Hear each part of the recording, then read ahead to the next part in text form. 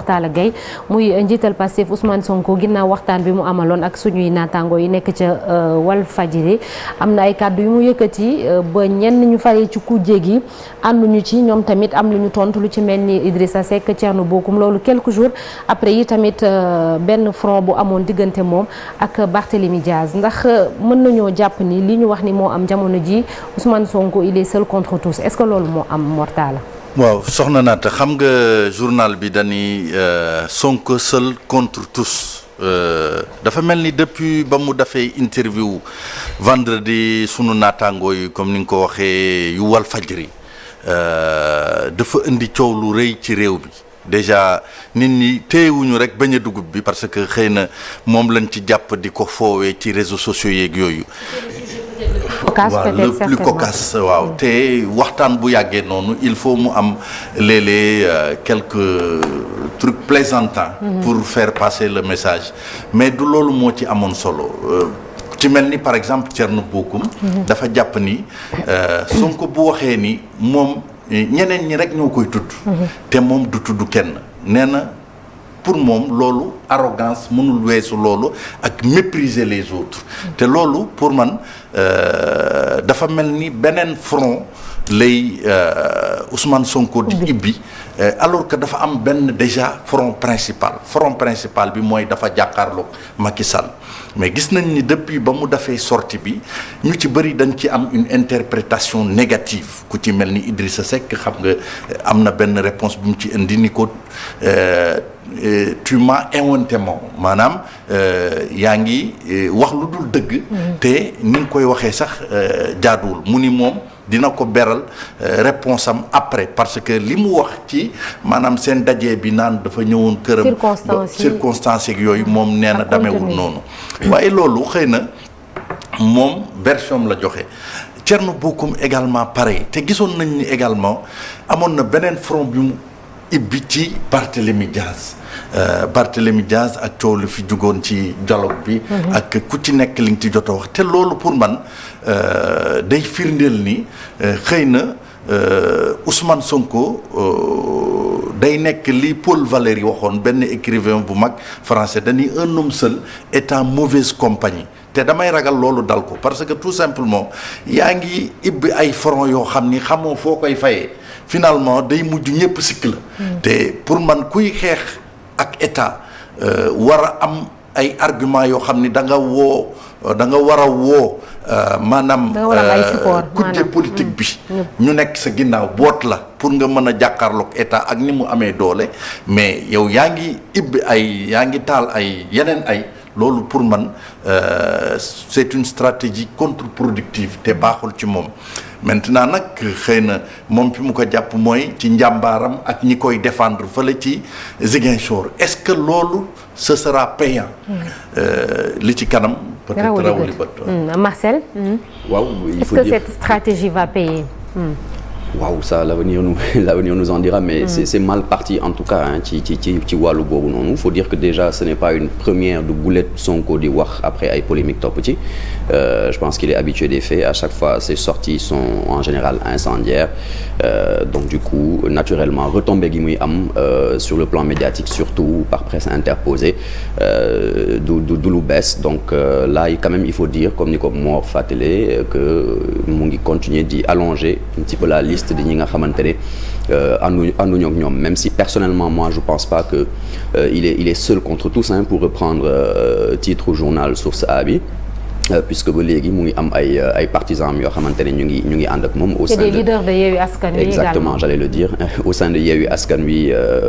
ba léegi en tout cas fësalaguñu li nga xamante ne moom mooy une diversion entre ñoom ak Sonko c'est toujours d'après ce qu'ils nous disent en tout cas le bloc qui est effectué autour de lui ngir mën a aller à l'essentiel effectivement l'essentiel je pense que tey ki nga xamante ne daa bëgg jiite réew mi pour 2024 notamment war na mën a changer un petit peu de disque parce que bon ça commence à devenir un petit peu répétitif depuis un certain temps bu ñuy wax ci yenn yi dafay mel ni rek surtout jëmale ko ci président Macky Sall dafa mel ni ça se répète tout le temps loolu waral ay contre-sorties di faral di am waaye warul fàttali ne tamit que ay wax yoo xamante ne j'espère pour lui en tout cas que ci yenn wax yi am na fu mu ko teg pour cette fois-ci mais bu mu fàtte ne justement que ci yenn wax yi moo taxoon notamment ñu yóbbu ko procès pour diffamation sans pour autant mu am ci preuve à moins que kon mu bëgg a aggraver cas am ce qui m'étonnerait quand même je pense que pour quelqu'un qui aspire à diriger cette nation-là ku bëgg a nekk président de la République du Sénégal la moindre des choses c'est que nga njëkk xool sa communication balaa nga def ay sorties parce que quoi qu'on puisse dire il y a quelque chose qui cloche dans sa communication depuis un certain temps. Ouais, Cheikh Tidiane. Ouais, je pense que li ngeen wax Mor ak Marcel loolu moo am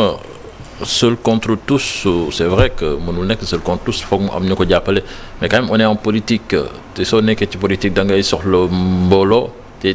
tu n'as pas besoin de te créer entre guillemets d'autres ennemis et je pense que ci situation bi ñu nekk loolu lay def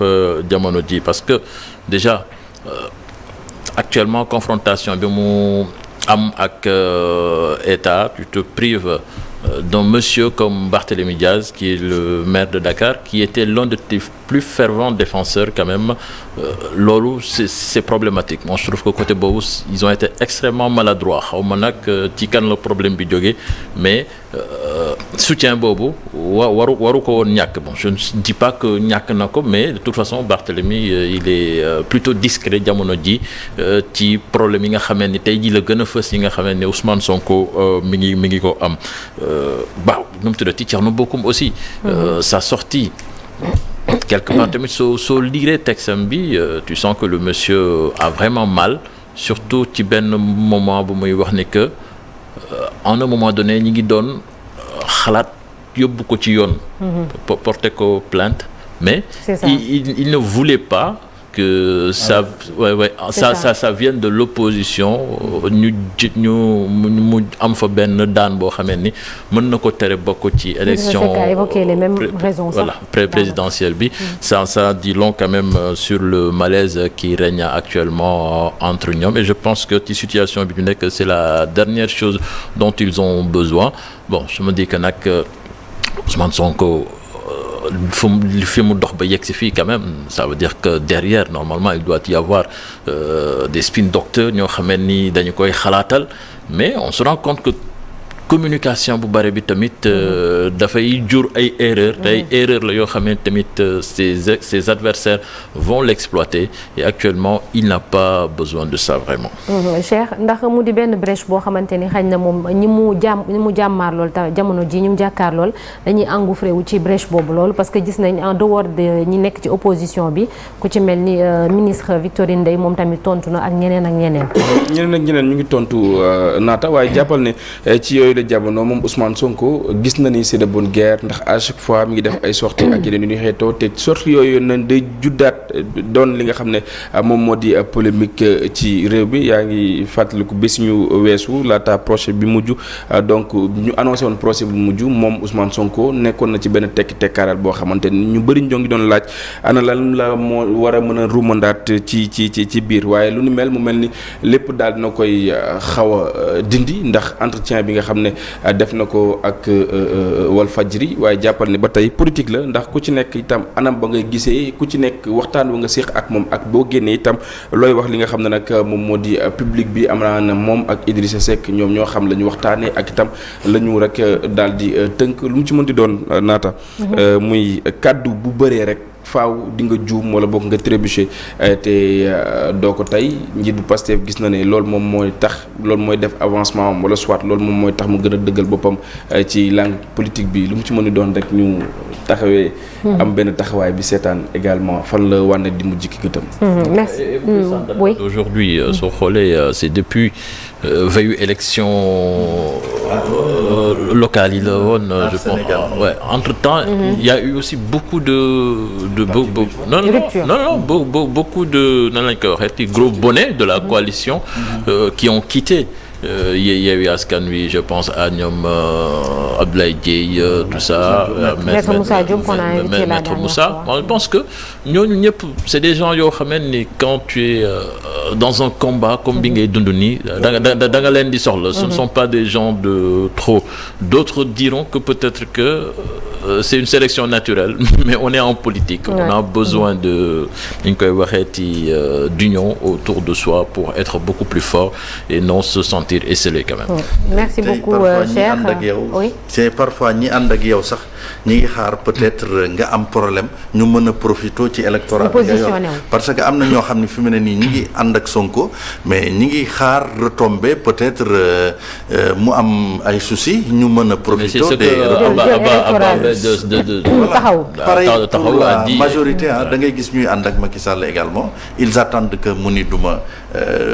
ce sont les calculs politiques et ça existe pas. Voilà, les calculs politiques mënul ñàkk Merci beaucoup Mortala Aïcha dañuy jàll ci beneen ponk muy un jour au Sénégal un jour dans le monde.